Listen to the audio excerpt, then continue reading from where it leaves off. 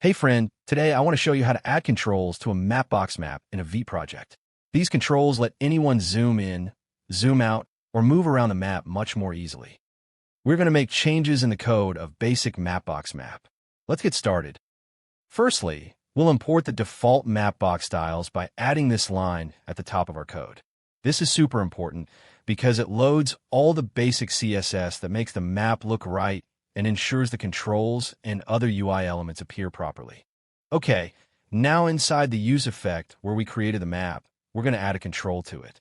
This is done by calling a function that adds a navigation control, which basically gives you those handy zoom buttons and a compass right on the top right corner of your map.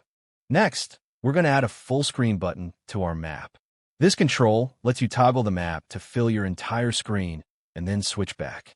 We add it by calling another function, placing this full screen button also in the top right corner of the map along with the navigation controls. Next, we're going to add a scale bar to the map. This little control shows a distance scale right on your map, so people can easily get a sense of how far things really are. We'll set it to show metric units and limit its width so it fits nicely. It's a subtle but really helpful feature that adds clarity, especially when you're dealing with real-world distances. Finally, let's add a geolocate control to the map.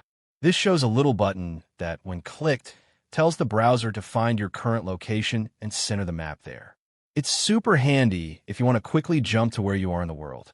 Just keep in mind, it uses your device's location services, so it might ask for permission. Alright, that's it for this video. Give it a try yourself and see how it transforms your maps. Thanks for watching.